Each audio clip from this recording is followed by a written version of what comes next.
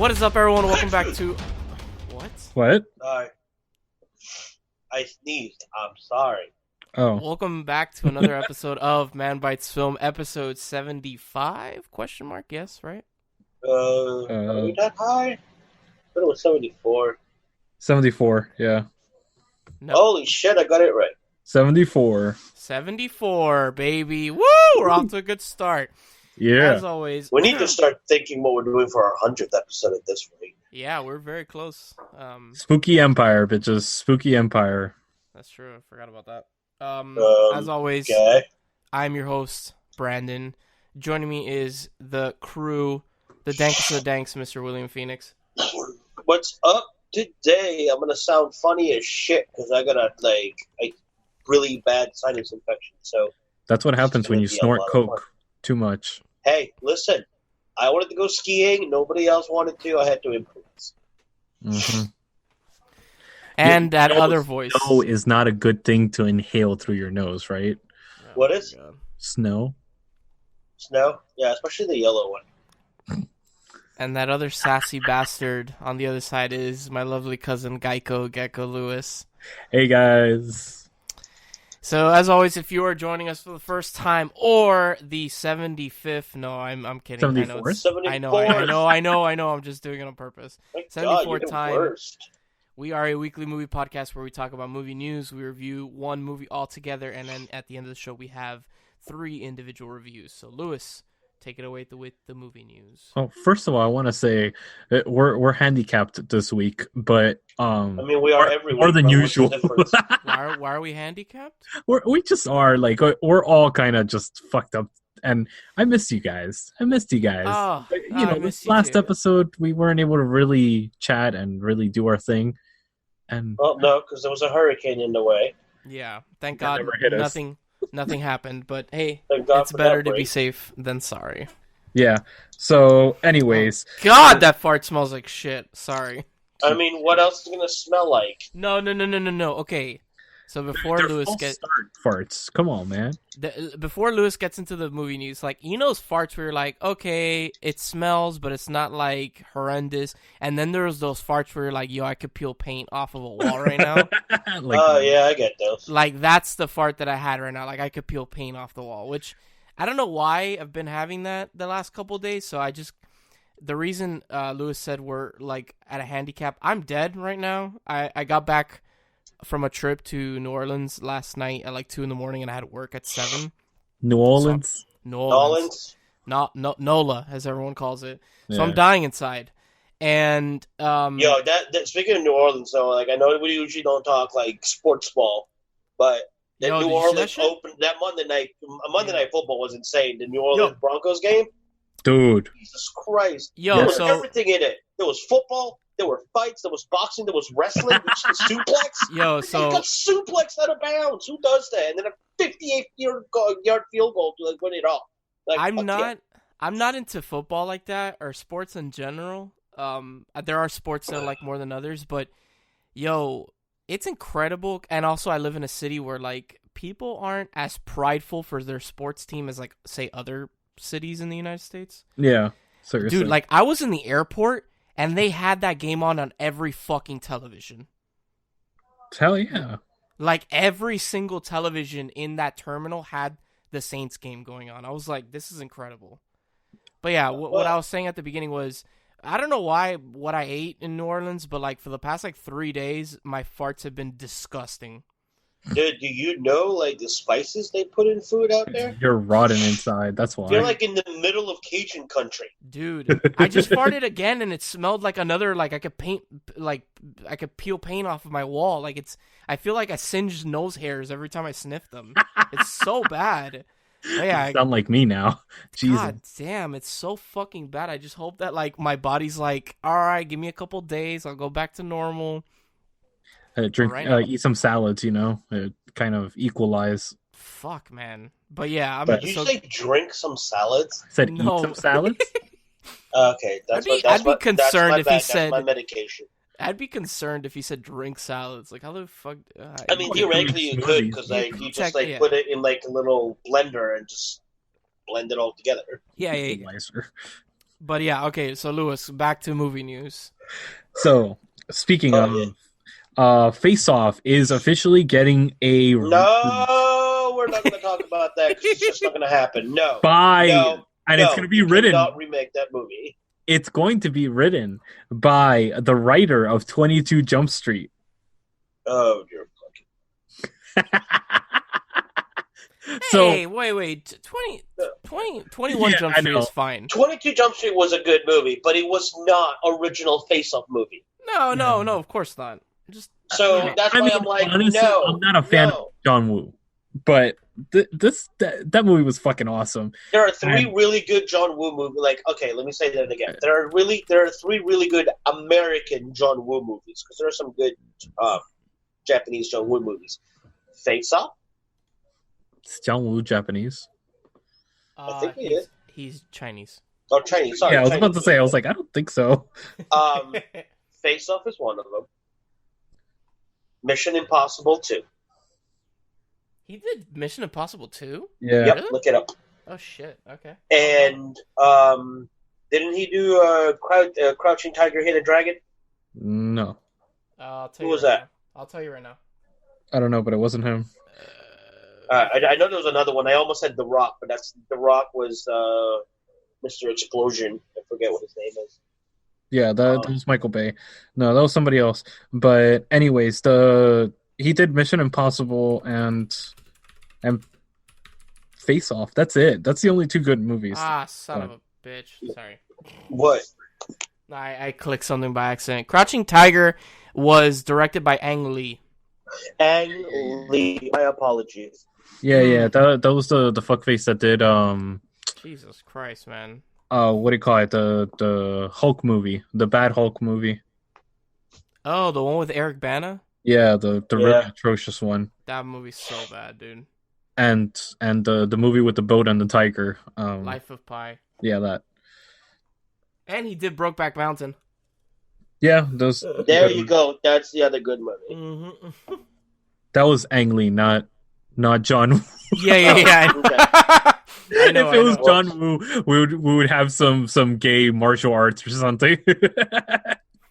No, there was another one that I thought was like really well done. Oh, Wind Talkers.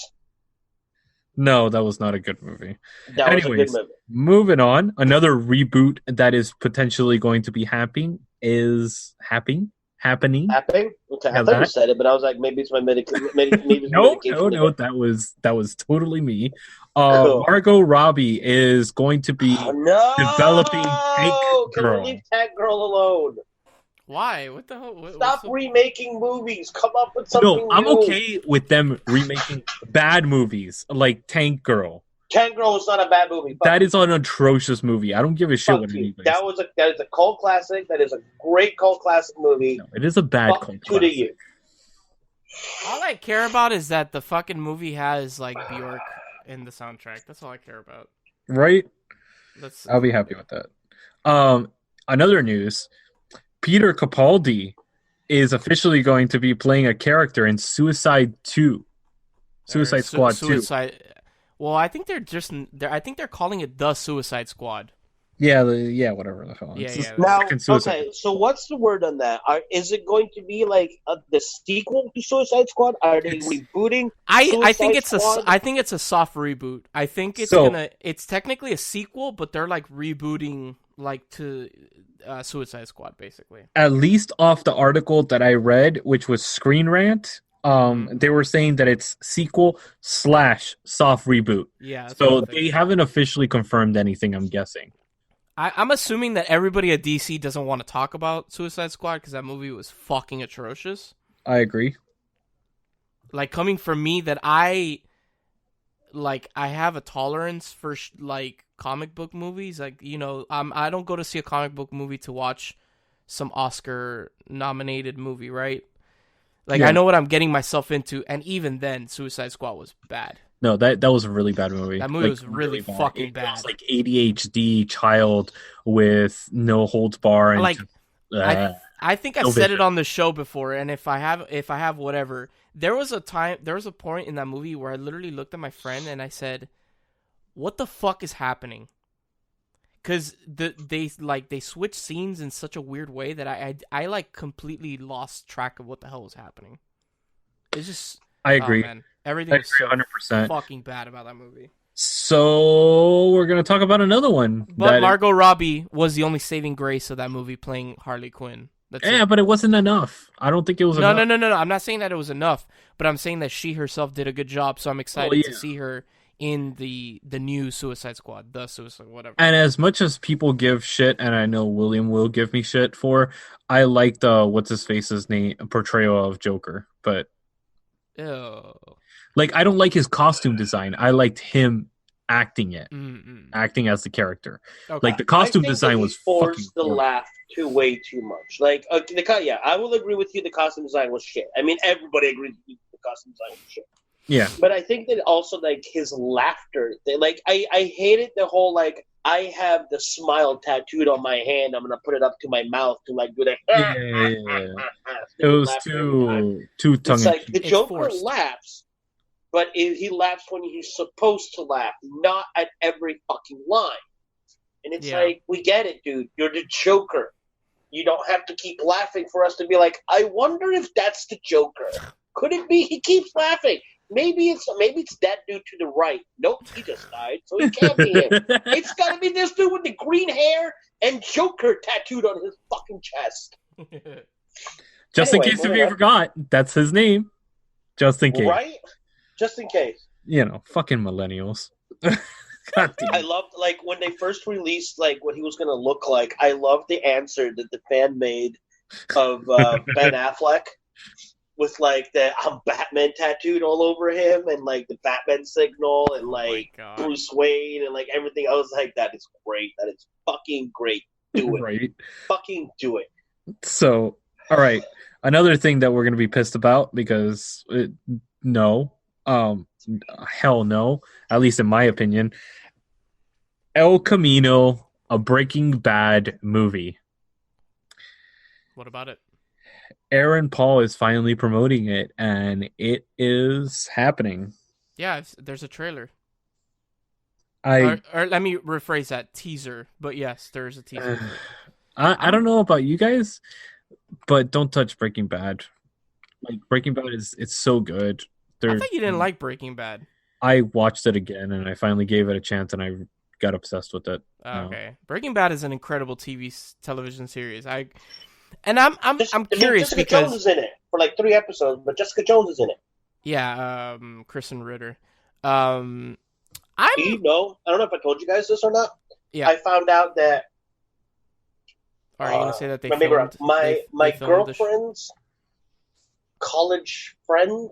Her stepsister is Jessica Jones, or something along those lines. What the fuck? But there's like 3. What is it, like the 7 separations of Kevin Bacon? There's like 3 separations between my girlfriend and Jessica Jones. So going back to El Camino, I'm okay with it because I'm a sucker for. I know that spoilers. Jesse gets a happy ending at the end of Breaking Bad. Oh man, I was almost done with the show. Fuck. Sorry. But like, just in case if you haven't watched a 10-year-old show.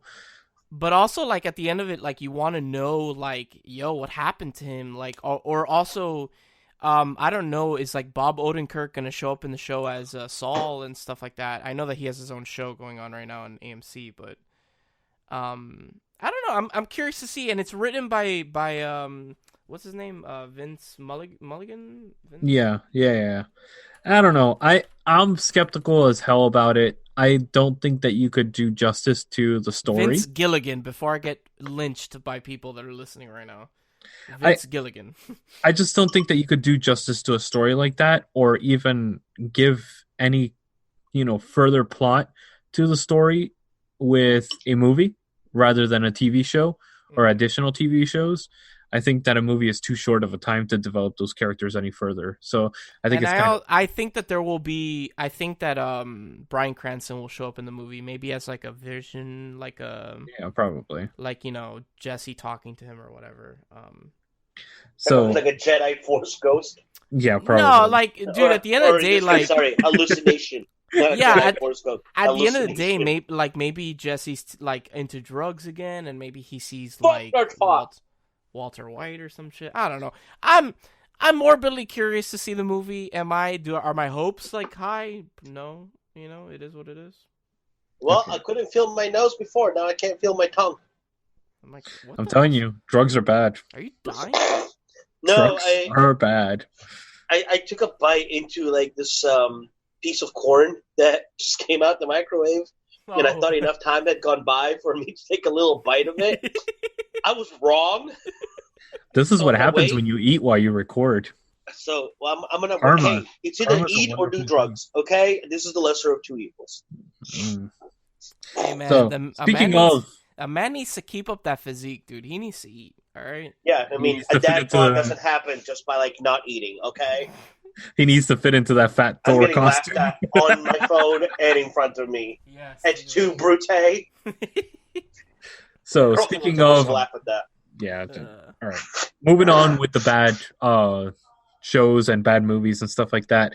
Halloween Kills is going to be starting filming this week. What is Halloween Kills? The two sequels to Halloween. The Blumhouse. Oh, okay, yeah. Yeah, in North Carolina. So anybody out there in Wilmington, North Carolina, go try to get on set and see what the hell's going on. Take pictures. I don't think it's that easy, is it? Yeah, but you don't just like show up and be like, "Yo, you guys shooting Halloween? I want to be in it." They're like, "All right, sure." Hi, dude. Not be in it, but you can pick a role. Freaking like paparazzi pictures and shit like that. True. So it's pretty easy. So going to good news now. The best news, I think. Tom Hiddleston's coming to New York Comic Con. Yeah, all right. Will Poulter is going to be part of the Lord of the Rings TV series. Oh, that's the kid, right? Yeah. Yeah. And what kid? He looks like he's gonna be like a young version of Elrond. I love how I say kid. The man's probably my age. What's his name? Will Poulter. Poulter? How do you spell that? Poulter. Yes, you were right. He is actually he's younger than me by 2 years, but still, he was what the fuck was that? Was that William's phone? That was William's phone. What? No, because William's not even touching his phone. No. It wasn't. No. It's not that your phone made a beep. Is that there was a vibration, like you got a text or something? Well, then that may have been my phone. If you see his face, William, you'll it was a vibration because somebody sent me a picture of William Poulter. There you go. Thanks. That's right. Now you know how he looks. All right. So there you go. Oh wait, isn't he the guy from We Are the Millers? Bandersnatch. He was Joker on Oh wait, no, that's somebody different. No, that's somebody else. No, but okay, so he looks like the guy that played Joker on Gotham, and he's also in He was in Maze Runner too. He's in Maze Runner. He's in the Black Mirror movie Bandersnatch. Yeah, that's right. I forgot about that. Yeah. He's in Midsommar too. Wow. Yeah, he's in Midsommar also. All right. Yeah, okay, so I think he's also in Game of Thrones, if I'm not mistaken. No, I didn't see anything. I just pulled up his IMDb. He's not on there.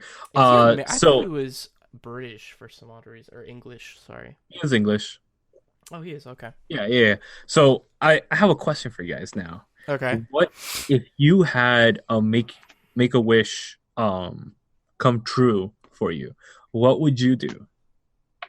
Well, before it happened, I always said that if I knew I was going to die beforehand, one of my Make-A-Wish attempts was going to find out how Game of Thrones would end. I'm glad I didn't waste it on that.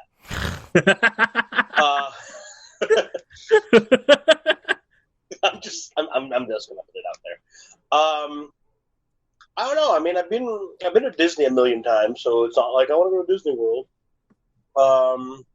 Why would you waste your Make-A-Wish on that? What, going to Disney? Because some kids can't afford to go to Disney their entire lives, and the last thing they want to do before they die is go meet Mickey. So and deal with kids. Fucking No. I'm pretty sure if you're going there with Make-A-Wish Foundation, you don't have to go through lines. They're probably going to take you in through the back. Yeah, you don't. You don't even have to, like, it's not even like I'm pretty sure. I can attest you, yeah. You don't. You like, literally, you're probably being treated like a fucking king or a queen. Like the only thing higher than you in the Make-A-Wish in Disney World is, like, the what is it, Club 33? That's pretty much like, oh, actually, that would be one of my Make-A-Wish. I would want to join Club 33 and find out what it's all about. What is that? I don't know what that is. It's like that. Wait, you don't know what Club 33 is? No. What the fuck? I don't like Disney. I don't know, like Disney, but everybody knows what Club 33 is. I don't care about Disney. It's a high class,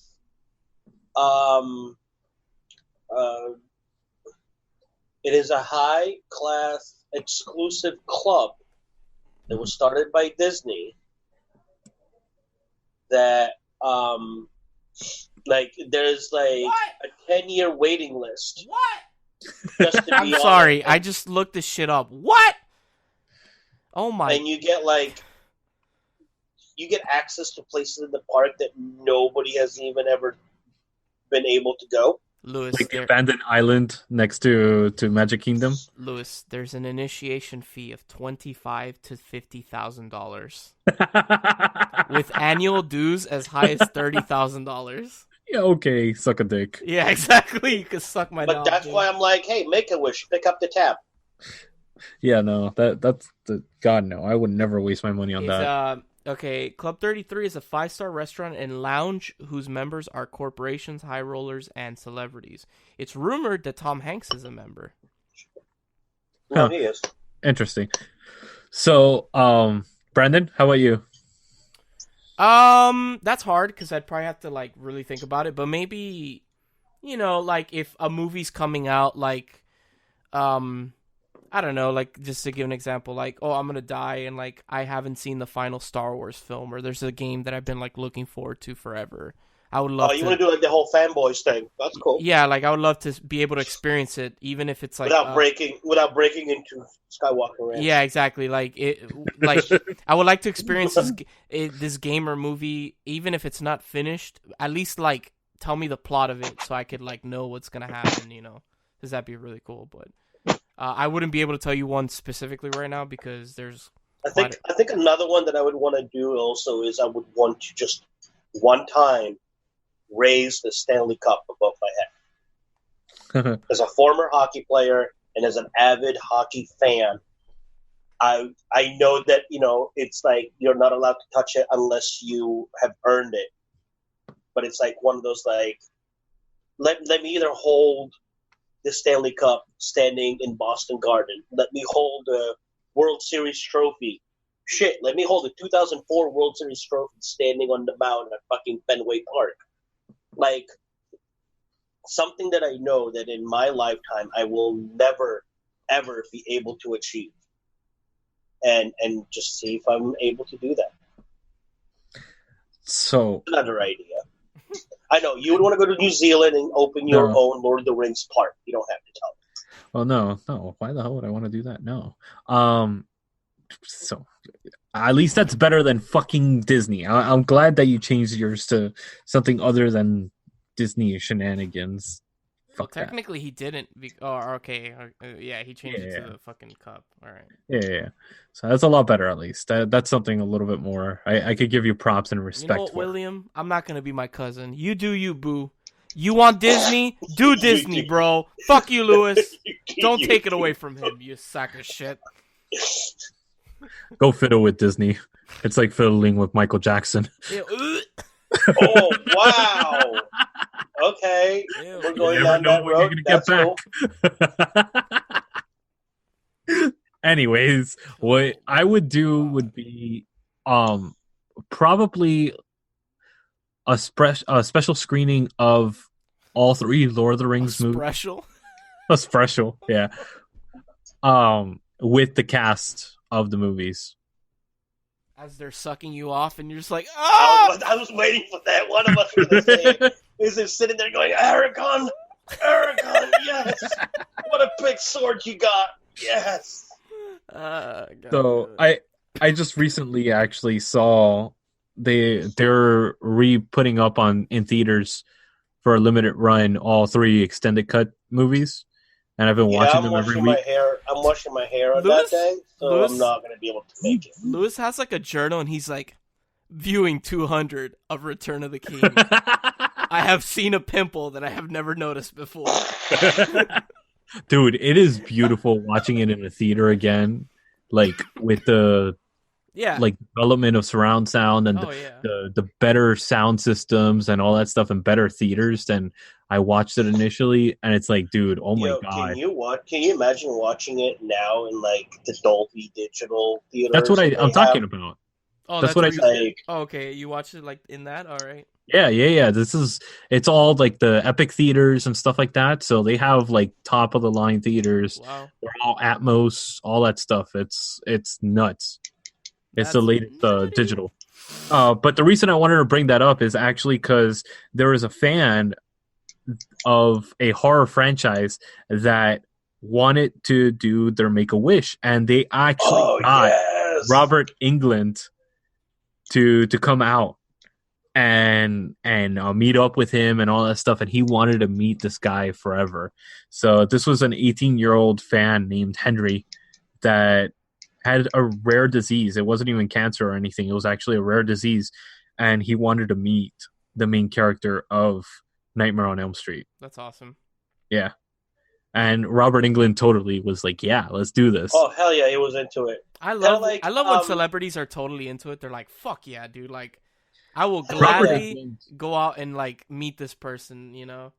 I've met him 4 different times, and I've never had to pay for an autograph with him.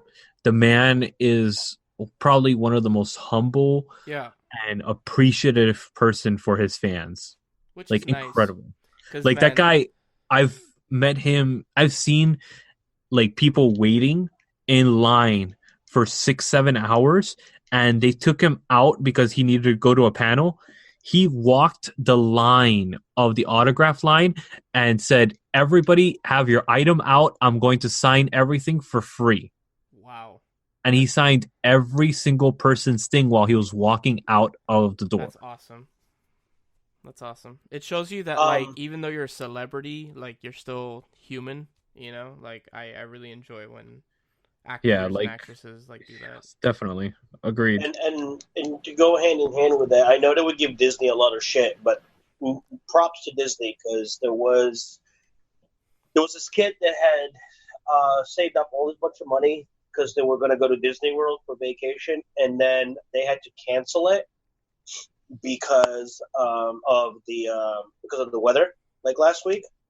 So he donated his money to the Bahamas for like relief fund. Like, he gave his money away, and now Disney surprised him and his family with a trip to Disney World for what he did, to kind of like reward what he did, which I think is very. It's very Disney, but it was a very nice thing to do. That's awesome. That is pretty awesome. So yeah, that's all I had for movie news. Awesome. All right, guys, so stay tuned after this quick break when we come at you with our new, not so new segment, the movie bucket list. Welcome to an exploration of sight and mind, a travel through the world of films and the artists that bring you these masterpieces. Do you love films, directors, actors, cinematographers, editors, composers, or any of the hundreds of artists that bring you these feats of art? I am Luislacau, your host into the world of films, your guide to Man Bites Retro. Alright guys, welcome back for our new, not so new segment, the movie bucket list, where William picks a movie at random off of these posters he has, and he surprises Lewis and I, and then we debate if it should or should not be on this list. So usually a very unpleasant surprise. Yeah, for the most part.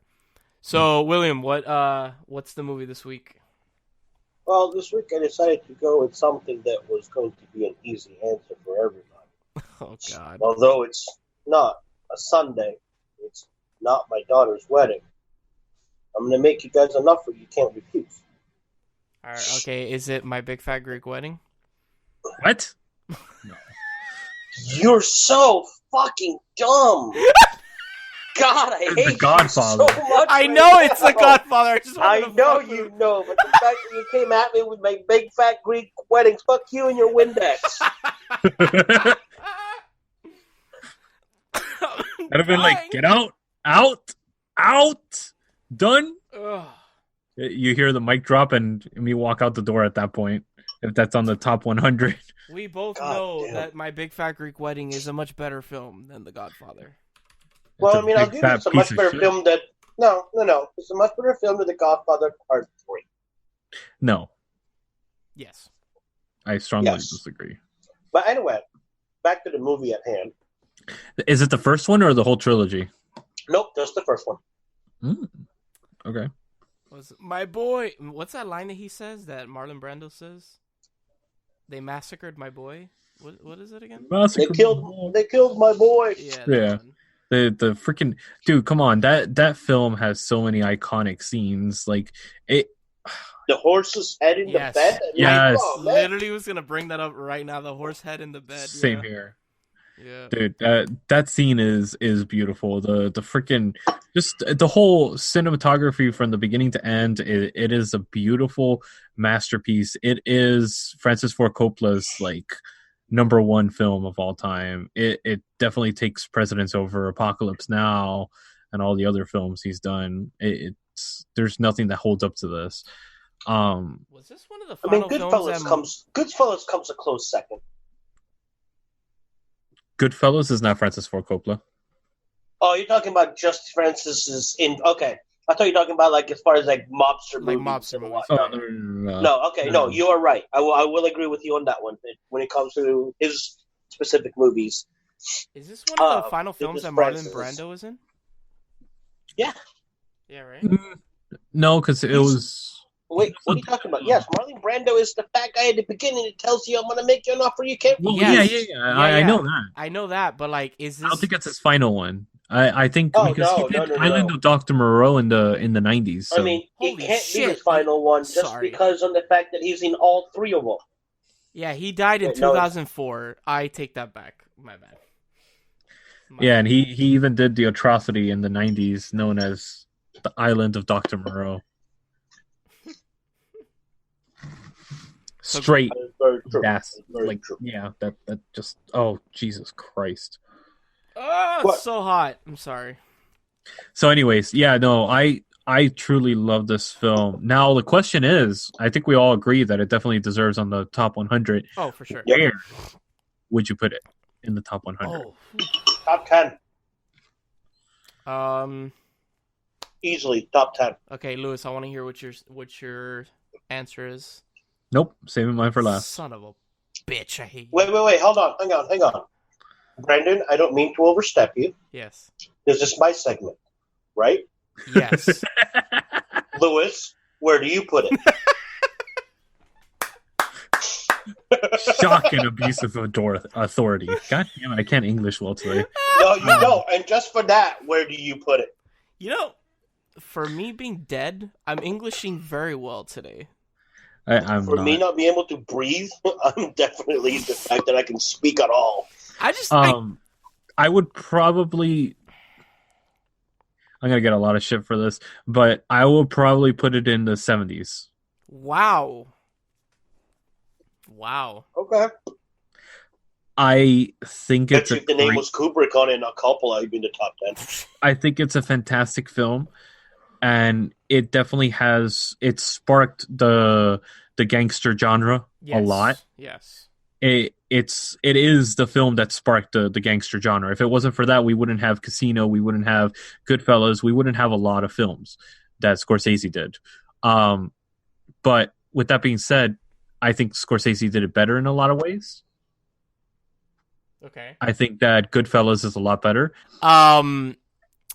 The reason I asked is because I'm in between putting it in the teens or in the tens, and I thought that your answer was gonna sway me, but you're nowhere near that ballpark.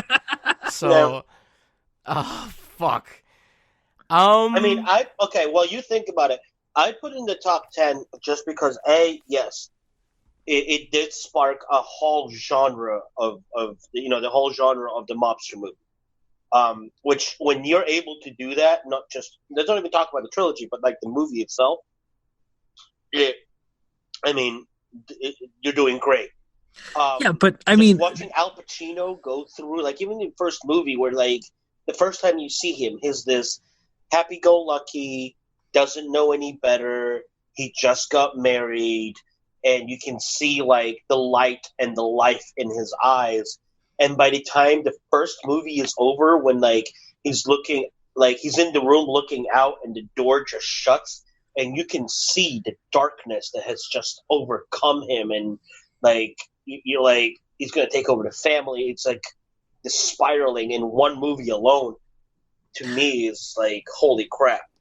I agree with you, and I think it is a very good film, but I think I've seen it done. The iconic lines. I think I've seen it done better, and that's the problem. Scorsese has done it better. Everything that Coppola did in Godfather has been done better by Scorsese in different movies. So yes, but when you're the one that like sparks it, everybody else after is probably. But with that same attitude, then The Jazz Singer is a great movie because it was the first sound movie. No, that movie's a piece of shit. It is a piece of shit, like garbage, like hot garbage that I would rate probably a 1. So no, it's just because it's the first of something doesn't mean that it is the best. It definitely things could improve upon, and I'll be the first to admit some of the movies, I want to put it up higher, but guess what? I don't think that it deserves it because there's films that done it better, and it doesn't hold up. But here's the thing. Those movies that you're talking about are not on this list. So, like, if you're putting it down because you're like, oh, I'm going to save it a higher spot for Casino or Goodfellas, I don't believe that they're on this list. Oh, I mean, it's a matter of personal opinion too on it, where I put it. Well, yeah, no, I know. I mean, like, I would probably, me personally, would rate it higher, but when it comes to overall audience, I don't think a lot of people will be able to watch this movie. Why? I think a lot of people will get bored with it. It is an extremely long film. It is a long movie. It's almost 3 hours. It's 3 minutes shy of 3 hours. A modern audience would not be able to enjoy it. I will agree. You think so? I agree to disagree that modern audience will not want to sit through it because anybody that knows what a classic is, it's got to be like on their top list or like top movie list of like, this is a movie that has sparked a genre. It has made iconic lines, iconic scenes that have been parodied and copied the world through. And like, so has Scarface, and doesn't make it a good movie. Oh, you're gonna hate me next week then. Hint, hint. Jesus Christ. Hey, I love Scarface. Anyway. If one more person tells me that that's how a Cuban sounds, I'm gonna throw my shoe at them. No, that for sure. Like, I don't know what the hell was going through Al Pacino's head, but God Lord. Wait, Cubans don't sound like say hello to my little friend? No. Nope. You can't see this because it's audio, but my eye is twitching right now. Ever so slightly. Yeah, my job is done. Okay. I'm gonna fart in a bag and eat, and what do you call it? Freaking mail it to you.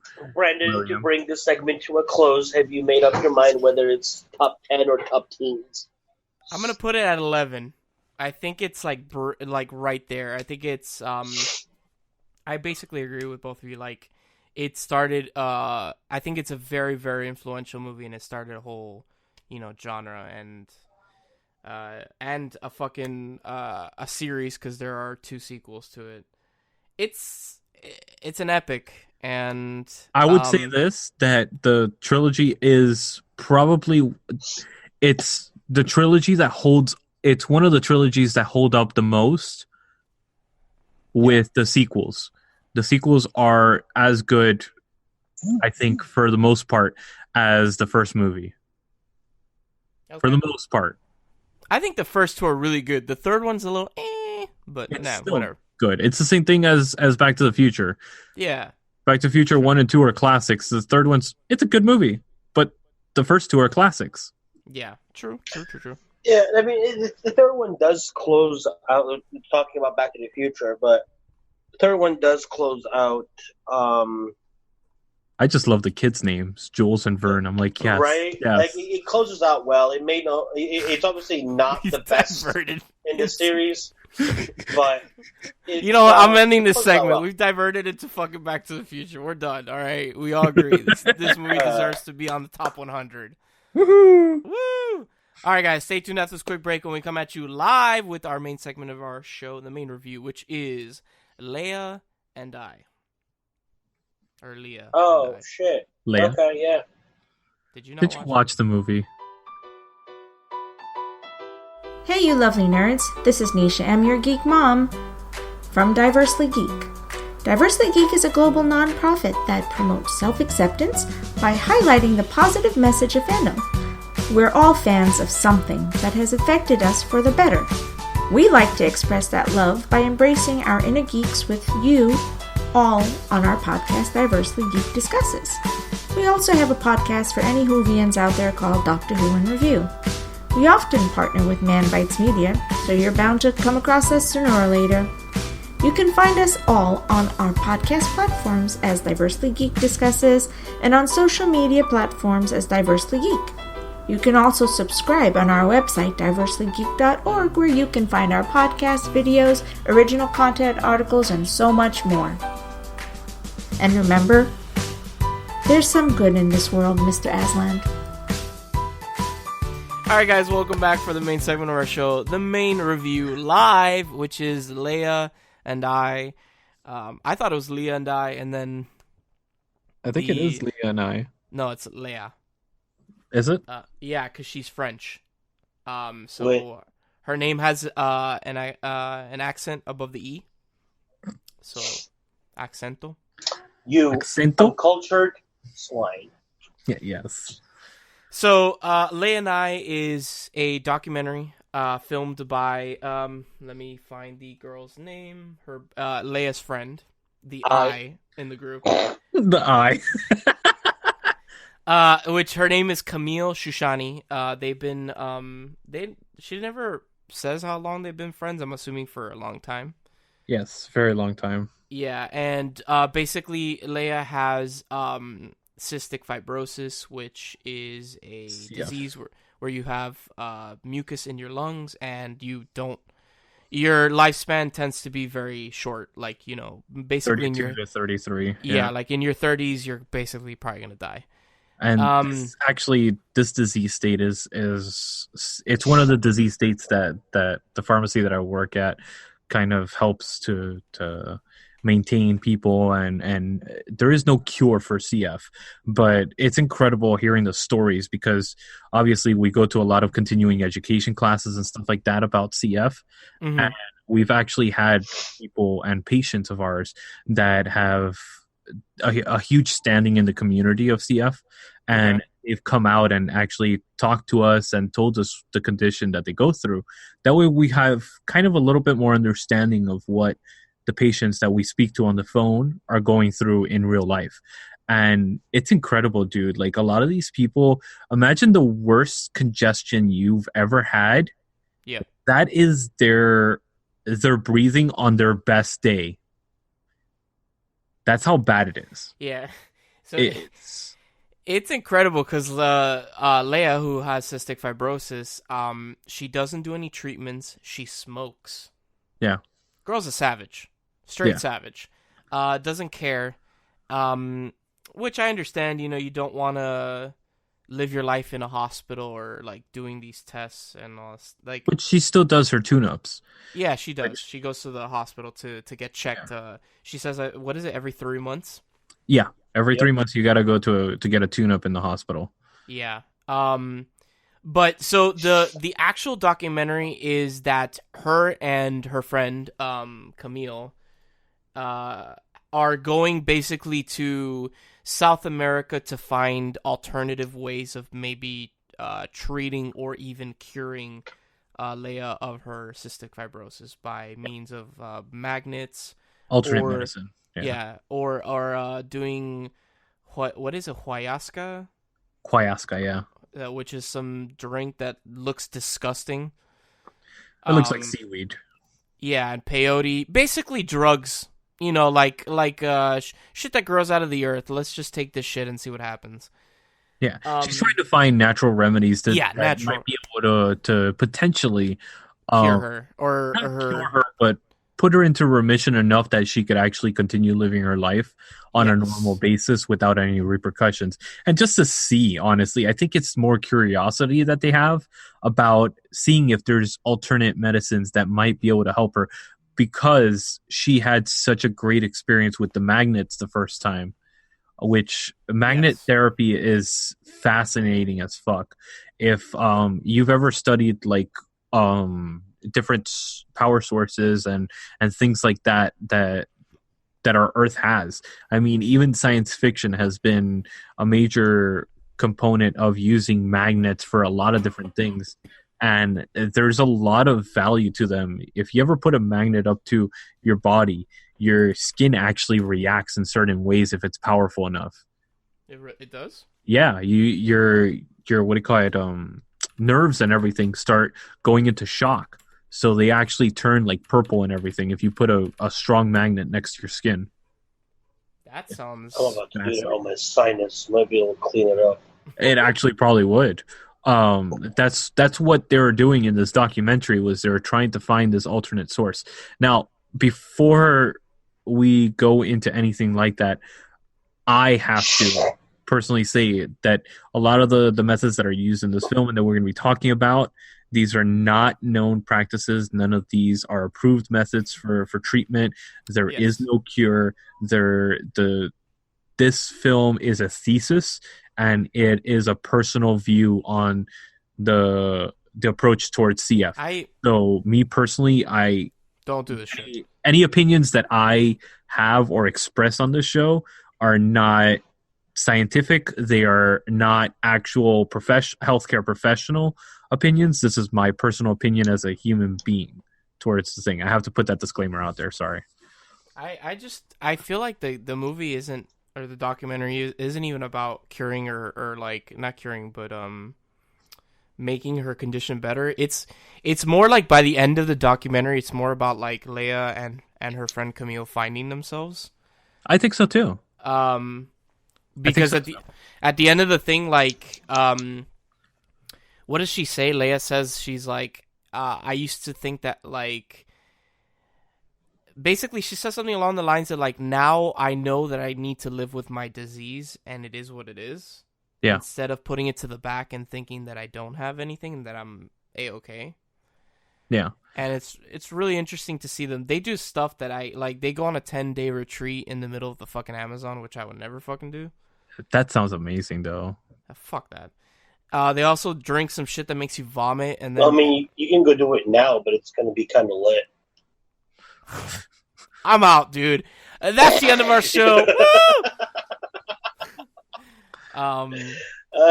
No, so they drink that thing that makes them vomit, and then, what is it, for 10 nights, they basically trip balls. Yeah, it's a cleanse. Night.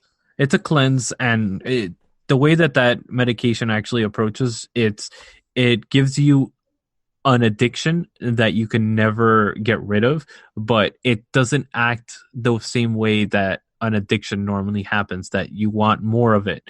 It actually makes your body create itself over and over. It replicates. It auto-replicates. And by auto-replicating in your body, it tricks your body into thinking it's healthy. I actually researched a lot of shit about this afterwards, and they've done a lot of studies and stuff like that. And the reason that the scientific community hasn't allowed this to continue or even approach it as a potential cure for anything is because that's what it does.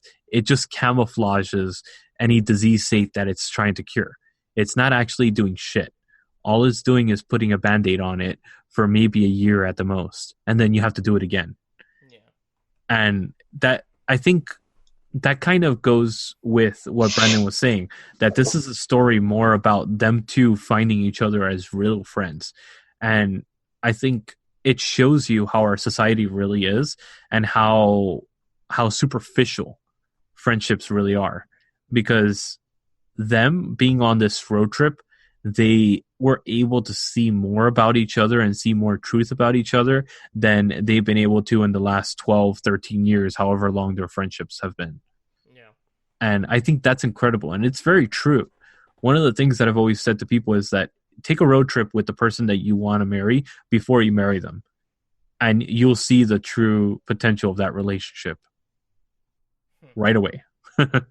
If you survive a road trip for 10 or more days together, then you guys will be able to survive in a relationship. I mean, sure, I have 15 days in Italy with the girlfriend. Does that count? Yeah.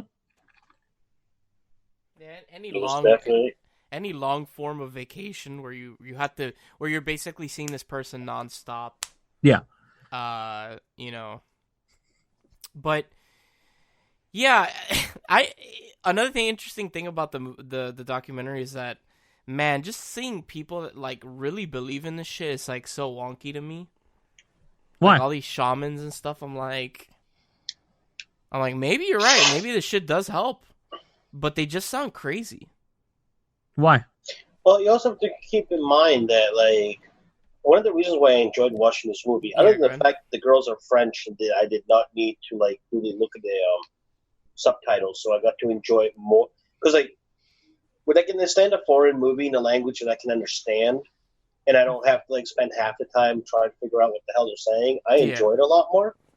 But regardless of that, basically, like, this whole thing is, like, New Age medicine. Or medicine, you know what I mean? Like, they go, when you think about it, like, in my religion, paganism, pagans have been living off the land and living off of basically everything since, well, dawn of time. Ever since they've been around, the whole religion is based on living off of the earth. Yeah. So watching other people that come from what you consider like a civilized family, but still being able to say, you know, they, like you said, not all of it is going to work. Some of it is a Band-Aid, but the fact that somebody's actually out there trying means a lot. And that's what made me enjoy the movie a lot more. So the reason they sound crazy, it's like when you go to someone that's like super religious and they're like praying will fix things, and it's like, it just sounds like a load of shit to me. Well, you have to understand, and this movie explores this. A lot of this stuff is the power of the mind. Yeah. A lot of this, honestly, is tapping into your own personal belief. What do you think happens when you pray? You're sending off synapses in your mind that are actually changing your body chemistry, because you're setting off things in your mind, and that chain reaction happens throughout your whole body. Now, people are able to endure severe pain. They're able to do things that are extraordinary and all that stuff. How do you think they do that? They're tapping into their body's potential. Yeah. And I think our body's potentials are maybe 5% tapped. And everything else is, we still have a lot to do that we could actually go into in our bodies and stuff like that, and do with our bodies. And our mind has a lot to do with that. Yeah, but it was an interesting documentary. It didn't blow my socks off or anything, but it was enjoyable. I don't think it was meant to. I think it was meant to be kind of maybe a precursor to opening your mind to different things, not alternate medicines or anything like that. I think it's more how you approach your life towards illnesses and people that have illnesses. I'm gonna go do peyote and ayahuasca or whatever the hell it's called now. But no, honestly, like I think a lot of people approach people with disabilities and stuff like that as fragile, and you need to care for them and this and that and the other. And a lot of times they don't want that. They want to be treated like everybody else, and unfortunately they're not. And yes, some need to be helped, and it doesn't mean close the door in front of them. You still follow the same rules of society and our culture, but you also have to treat them with the same respect that you would treat anybody else that's healthy. And I think that's a big thing that it tackles. Even Camille kind of looks at her as a subject, not as a friend at some point. Yeah, and then they have that conversation in her room and Exactly. stuff like that, you know. And I think that's a conversation that everybody has with somebody that is dealing with a illness of some sort or another with their friend, because it's true. We, people that are healthy in general, have no idea what that person's going through. Yeah. So every disease is completely different. Anybody that suffers from anxiety, depression, or any disease state that's out there that's actual physical ailment or mental, that we have no idea what you're going through if we're not going through the same disease. And even True. the same disease is going to be completely different from person to person. True. So what would you give this documentary then at the end of the day? I give it an 8 out of 10. 8? William, what do you give it? I give it a 9 also because the part where they go to Chile Mm-hmm. and there's like the desert and everything, like yes, I will very much say I am biased on that. No, I do not care, but it was absolutely beautiful, and that to me deserves the extra point that I would give it. Nice. And like you were saying before, Louis, click. it's very. Oh, I'm sorry. It's going through being friends with somebody that has a disease that it's debilitating like that. Whether you try to or not, inevitably you will see them and treat them differently than somebody that doesn't have a disease. Yeah, because you think they're fragile or whatever. Yeah, like when I got diagnosed second time with cancer, and I knew I was going to make it. I knew that it was going, it was not going to kill me. But I still had friends that, like the week prior, they were making jokes, and like we all make jokes and whatnot, and nobody's safe from our jokes. But nobody's safe. Nobody's safe. But whenever somebody would make a cancer joke, the room felt uncomfortable. Yeah. You know what I mean? It was like, oh. It was until like, it was like, people would watch and be like, okay, if he laughs at the joke, then we are good. Yeah. If he doesn't, then crap. And it was like, oh, okay, the guy with cancer is laughing. It's good. We can laugh. It's great. And I would tell them, like, don't treat me any different than you would anybody else. Just the fact that I have cancer, it's I'm not dying. I'm not going anywhere. It's okay to laugh at this. Yeah. And it still made it uncomfortable for them. So I can totally understand where this girl's coming from, where it's like, I'm friends with somebody that literally in like less than 10 years, I could be attending her funeral. Yeah. That's the thing. So the other thing is close to home. Yeah. The other thing is that these girls are they're from very well-to-do families. Yeah. Yeah, they are. First of all, for being able to make the trip. Second of all, for being able to treat the disease, because CF is a disease that is, on average, they're taking at least 10 to 12 medications daily. And each of those medications are anywhere between $400, the cheapest, to maybe about $4,000 or $5,000 every month. Christ. So on average, a CF patient monthly on treatments and hospital bills and just basic therapy, not complicated therapies or anything, or complications in the disease state, they're spending close to about $6,000 every month just on therapies. Jesus. Yeah. So you're talking about, this is a disease that, and this goes back to the healthcare discussion, that healthcare here in this country is not affordable for anybody. And that's not the fault of insurance companies. That's the fault of big pharma. Yeah.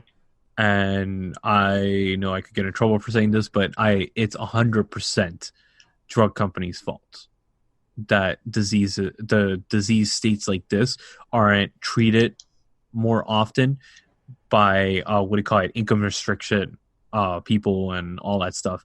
Like, you have to be rich to be able to actually work with these disease states, and it is atrocious that every day you have to be rich to be sick. Yeah, every day I see people suffering from this disease, and it breaks my fucking heart having to tell them the insurance company said no because of the cost of the medication.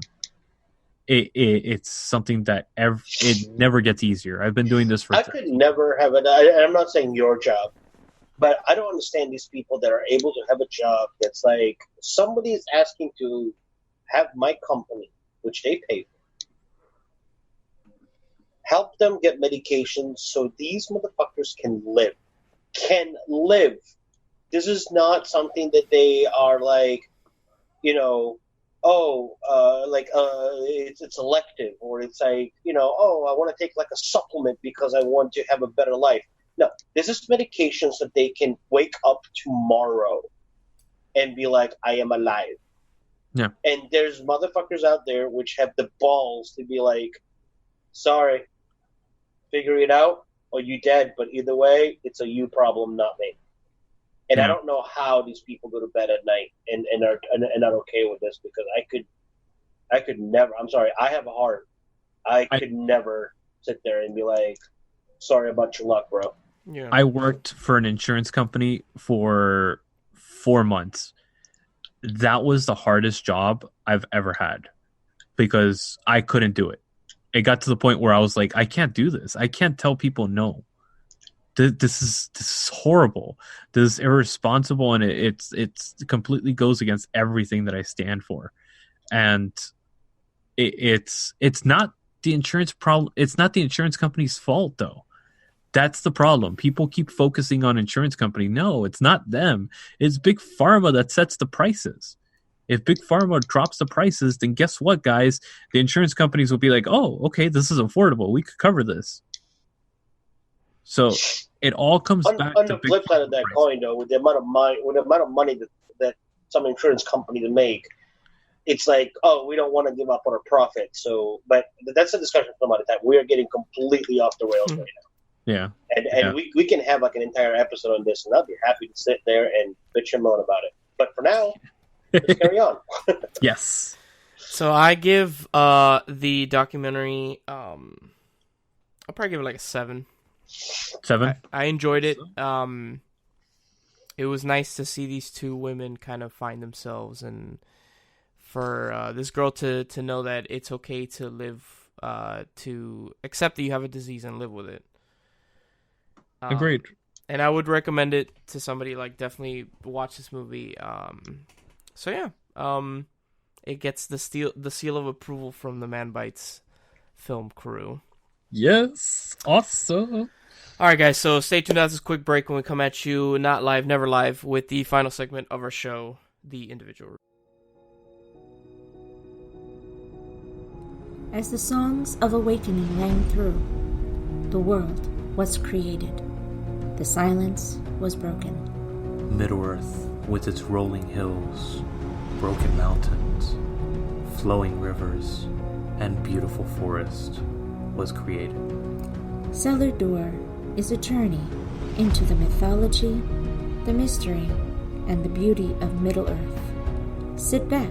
Close your eyes. And imagine.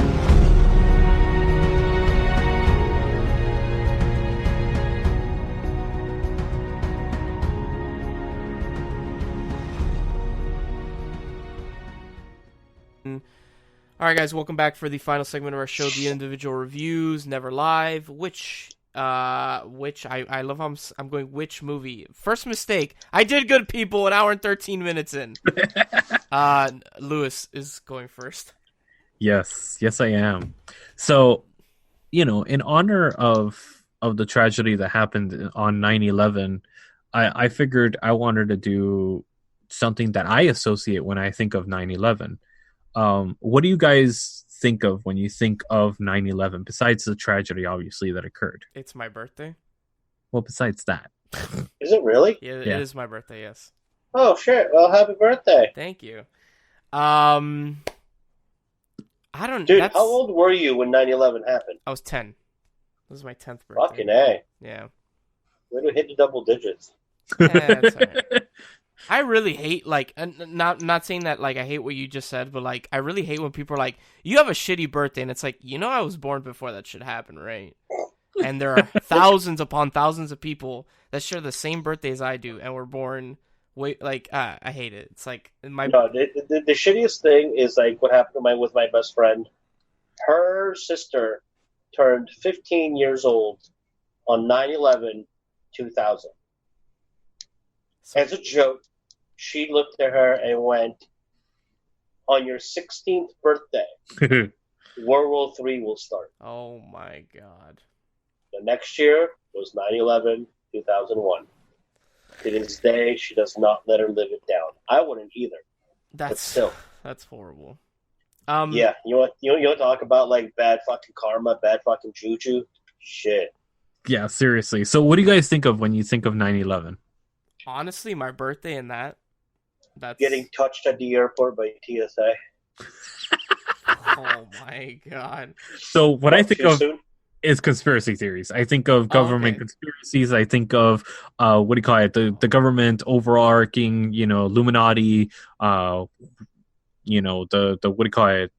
The what are these people called? The freaking God damn it! The New World Order, not the wrestling. The Freemasons.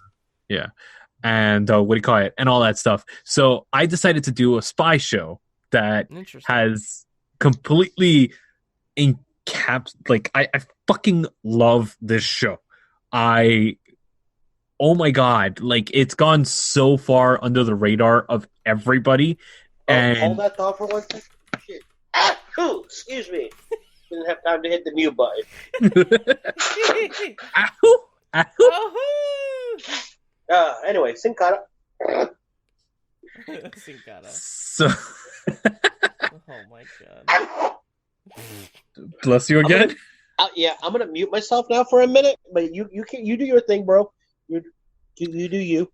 And So this is just a fuck. I got completely fucked up. Hold on. It's a spy Yes, show. it is Love a it. fucking phenomenal spy show that actually stars Red from that '70s show, Kurtwood Smith, and what do you call it, Terry O'Quinn from Lost, and it holds, like, I don't even know. I'm gushing because I don't know how to explain this show. It honestly is one of the driest action, dark satire comedy shows I've ever seen in my life. It's comedy, but it doesn't play itself for laughs, and it takes itself serious, but enough that you actually think that it is like a dark satire humor. not to cut you off, but I got plans for Halloween, and I would love to know what the name of the show is. The name of the show is Patriot. And this is an Amazon Prime original series. And it just, this is going to make my top 10 movies and shows of the year. It's that good. I watched both seasons in a day and a half. Is this like a comedy? It's a dark comedy about this CIA agent that goes undercover in a pipe building company. And he particularly chooses the pipe building company because they travel to Luxembourg and Iran. And he himself is a CIA agent that is going undercover to be able to overthrow the Iranian government and influence the elections by giving money to a person in Luxembourg when they go to visit for business. But so they made a show about the 2016 election, except they changed the countries. That's awesome. and they do such. This show is everything that you could imagine that goes wrong in a spy movie, but done well. It has that dark, twisted comedy to it. Just put it this way. I'm going to explain one scene that this is, if you find this humorous, then you will enjoy this show. There's a sequence where he actually has to go to the YMCA pool and steal the prosthetic legs of the people that are in the pool. Right? Why? It all plays a part for something that he has to do later on. So, and then there's another sequence where he has to break into a police station and he air horns a guy that has PTSD to steal his handicapped dog, and he stuffs a midget into a locker. What? Yo, what the fuck do you watch? This show, it sounds quirky and crazy as fuck. It sounds like a Jackass episode. It's not though. It is I know. so good, and it's done in a way that it's played for serious like moments and stuff like that, but it has this dark humor to it that is so twisted and just so brilliant. The acting in it is probably one of the best acting I've seen all year in any movie, or show for that matter. It's something that it's definitely going to be. I'm waiting for the third season if they decide to do a third season, and if they don't, I'm okay with it. I'm happy with the end of the second season, and I'm just.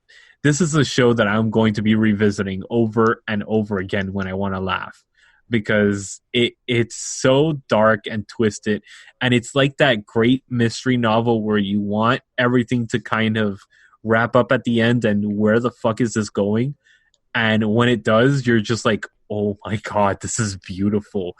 It's like M. Night Shyamalan done well. Okay, I'll take your word for it. It's brilliant. There's 2 seasons. It's only about 20 episodes, and each episode's about 45 minutes, and it's well worth your time. I literally binged the shit out of this show in a day and a half, and I couldn't drop it. That means you watch an average of 10 hours a day. Yeah, probably more than that. How many episodes is it? 20 episodes. Jesus. Like, I literally couldn't sleep that day, and I just kept watching because it was that intriguing. Like, it keeps you on your toes. Each time the episode ends, something even more fucked up happens, and you're like, oh my god, what? It's like, holy shit. So, yeah, I give this a 10 out of 10. This is coveted 10 out of 10 for me. 10 out of 10. We should make like a sound effect that when someone gives a 10, it just goes crazy. Like berates.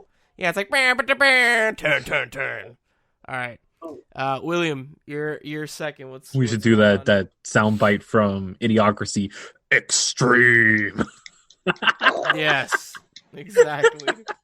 Wow. All right, William. What do you? Well, I don't know if I can follow that now. Like, holy crap. That was just like, hardcore, like, just, yeah. But I'm going to try.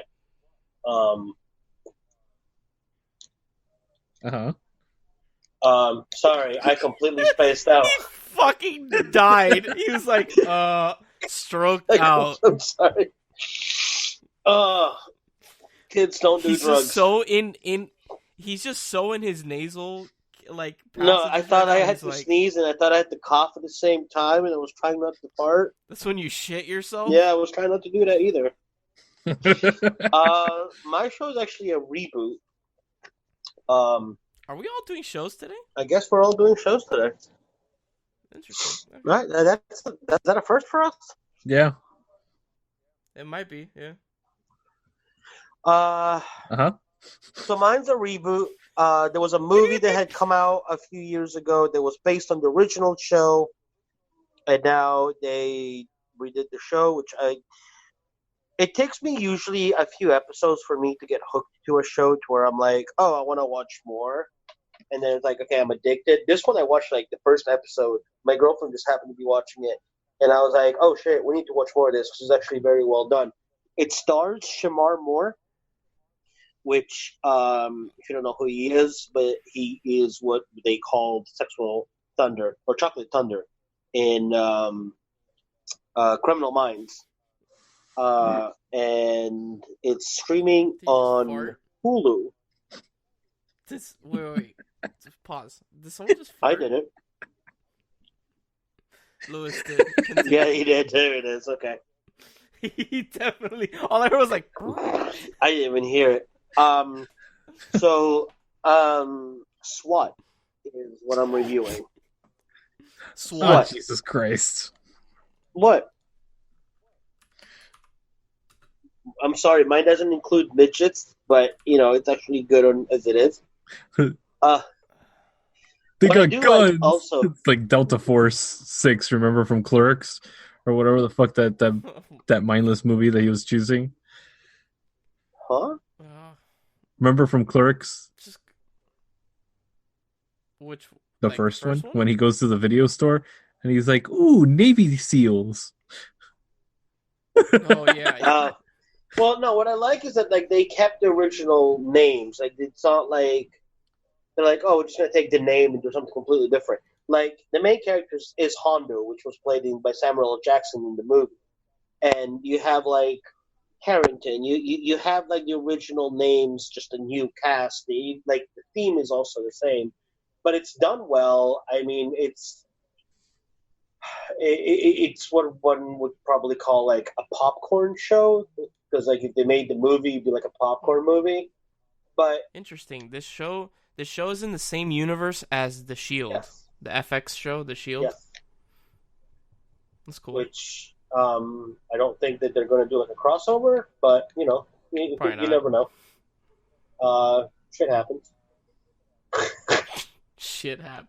I want to see like a show like SWAT be like in the same universe as whatchamacallit, Breaking Bad, and then like you just see like Walter White in the background at some point just walking through the camera. It's like, wait, was that Walter White? Like, hold up. Like, all of a sudden, like, Jesse gets arrested on this week's episode. It's like, what? This is based on that movie that had the really good cast, but the fucking horrible story.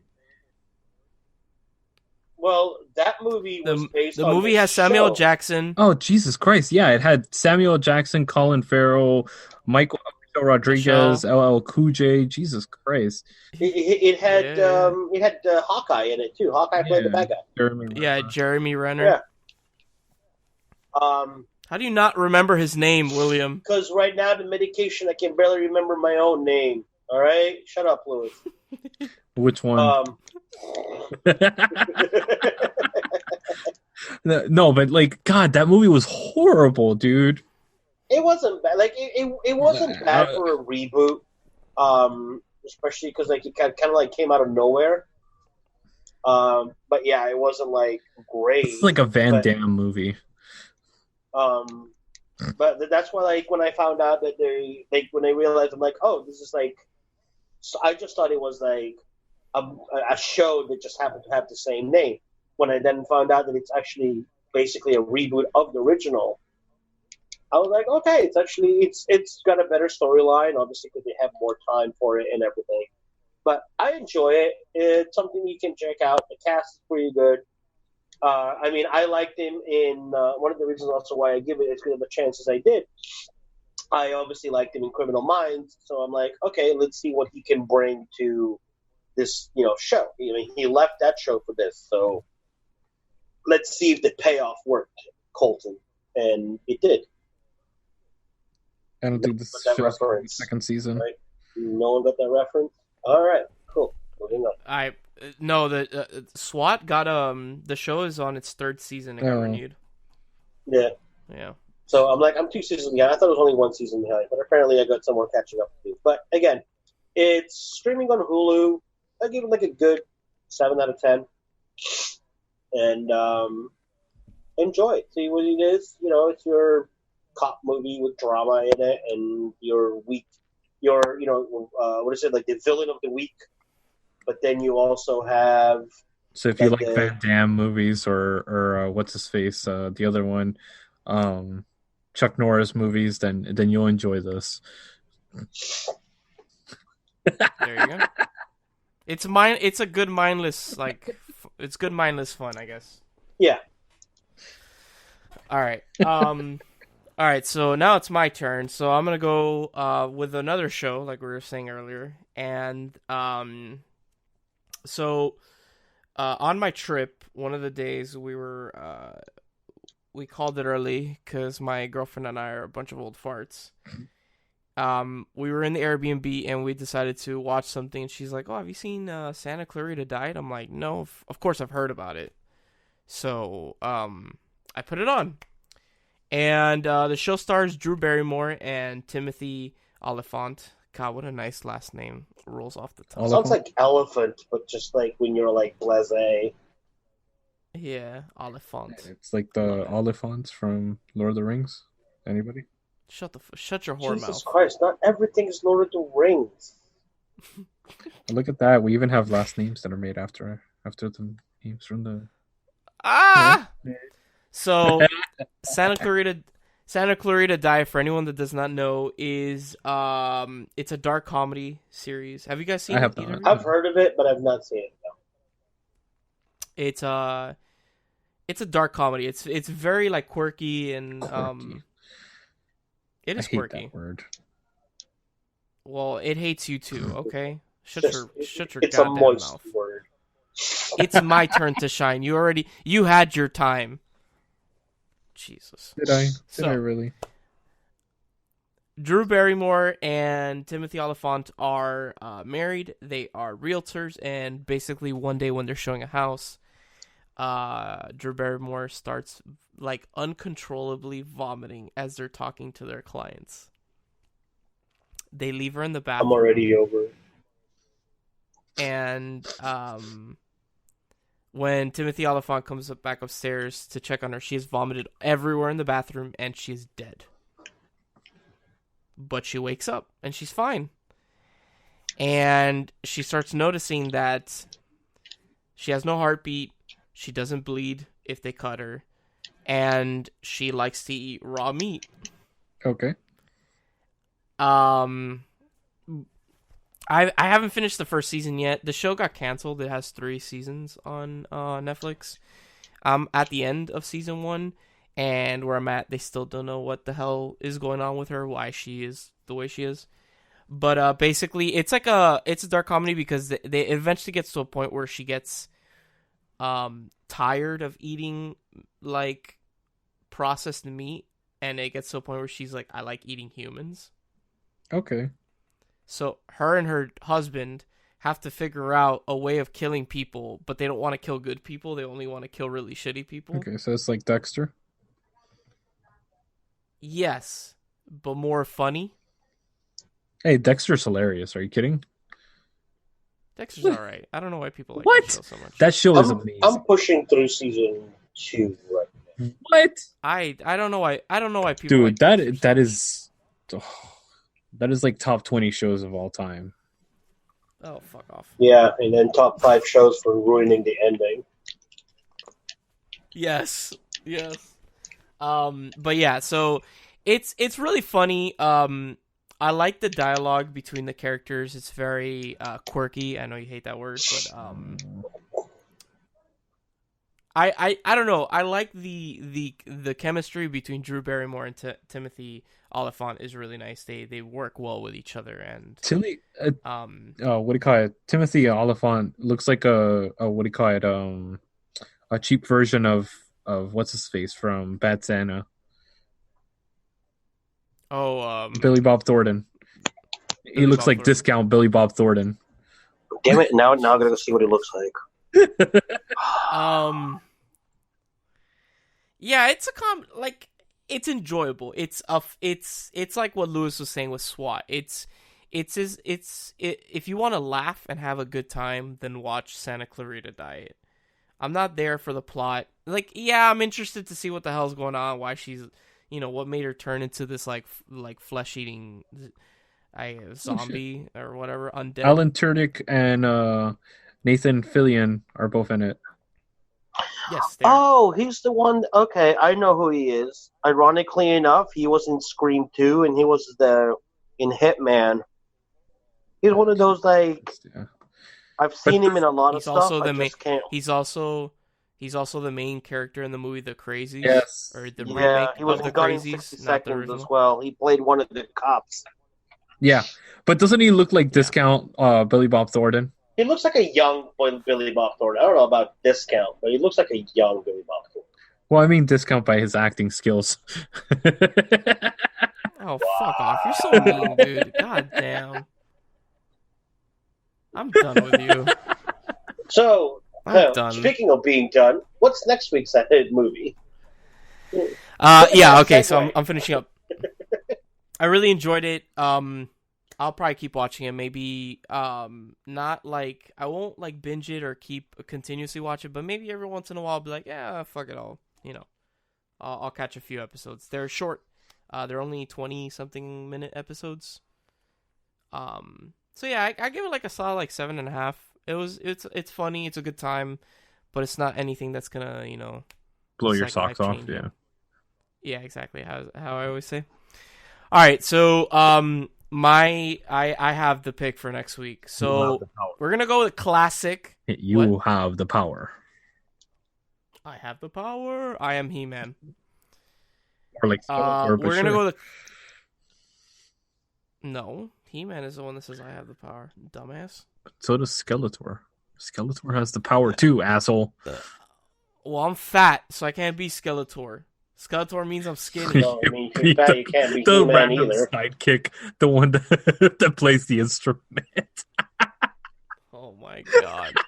So we're gonna be going with a classic streaming on Netflix. We're gonna be watching next week Rain Man. Yes! Kmart sucks! Yeah, I was having a really hard time choosing what the hell we were gonna watch next week, and I was like, "Fuck it!" I saw Rain Man. I'm like, "We're gonna go." With Rain Man. I am so happy about this. Awesome. So, as always, guys, if you enjoyed our show, check out our other stuff. Go to manbitesfilm.com. And our sister site, diverselygeek.org. I got it right. Yes, you did. Woohoo! I did it. You need to do the show tired more often. Yeah, I did better while I'm tired. And maybe it's because I'm actually paying attention to what I'm saying. That usually helps. Instead of just rambling. Yeah, instead of rambling like a fucking moron. William, right. You should take your notes on that. So you want me to do the show tired? Got it. No. You're not rambling. Oh, okay. Well, I tried. Clacking. All right. Thank you, William. You're very welcome. Always a pleasure. Thank you, Lewis. Thank you, Brandon. As always, I am Brandon, and we'll see you guys on the next episode of Manbitesfilm. Yes. Dun, dun, dun.